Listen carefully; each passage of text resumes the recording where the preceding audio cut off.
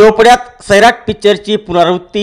प्रेम विवाहाच्या रागातून बापाने गोळी मारून संपविले मुलीचे जीवन, तर जावयाची मृत्यूशी झुंज।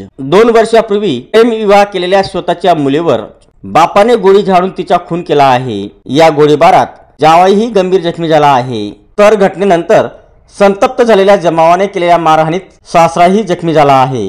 गोळीबाराची ही थर्रारक घटना चोपडा शहरातील डॉक्टर आंबेडकर नगरात शनिवारी रात्री 10 वाजच्या सुमारास घडली आहे। या हल्ल्यात तृप्ती अविनाश वाघ वय 24 असे मृत विवाहितेचे, तर अविनाश ईश्वर वाघ वय 28 दोन्ही राहणार करवण तालुका शिरपूर, हल्ली मुक्काम कोथरूड पुणे असे गंभीर झालेल्या युवकाचे नाव आहे। तृप्ती मंगळे उर्फ वाघ ही शिरपूर येथील संशयित किरण अर्जुन मंगळे यांची मुलगी होती।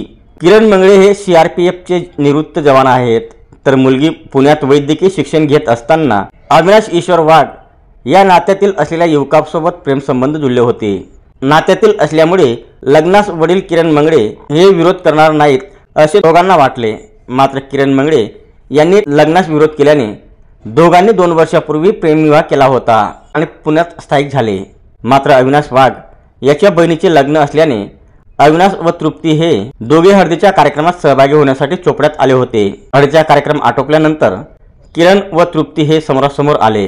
तृप्ती हिला पाहताच किरण याने त्याच्याकडील रिव्हॉल्वर मधून गोळी झाडली, त्यात तिचा मृत्यू झाला, तर तिला वाचवण्याच्या प्रयत्नात अविनाशलाही गोळी लागून तो गंभीर जखमी झाला आहे। जखमी अविनाश याची प्रकृती गंभीर असल्याने त्याला जळगावला हलवण्यात आले आहे।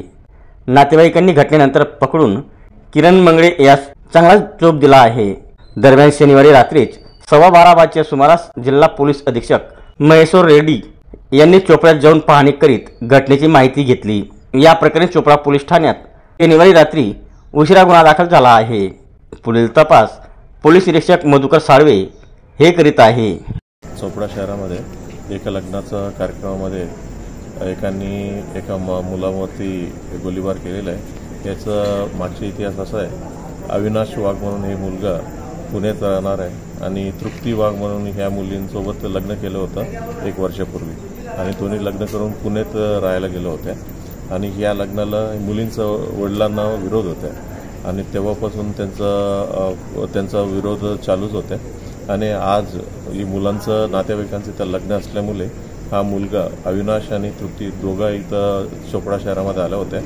याविषयीचं माहिती या मुलींचं वडील किरण मंगलेला माहिती पडले होत्या आणि इथं शिरूरला राहणार असल्यामुळे शिरूरचा आणि चोपडाचा साधारणपणे अर्धा-पाऊण तासाचा रस्ता आहे, तो इथं आले आणि डायरेक्टली त्या मुलांवरती आणि मुलींवरती फायर केलेले होते आणि फायर केले की ते मुली स्पॉटवरच डेथ झाला, मुलांना जखमी झालेला आहे आणि जे आरोपी आहे किरण मंगले त्यालाही देखील म्हणजे ते पब्लिकने पकडून मारहाण केलं होत्या आणि किरण मंगले हा रिटायर्ड PSI म्हणून माहिती पडत आहेत, CRPFमधून रिटायर झालेला आहे आणि त्यांच्याकडे एक लायसन्स वेपन आहे, ते लायसन्स वेपनमधूनच त्यांनी फायर केला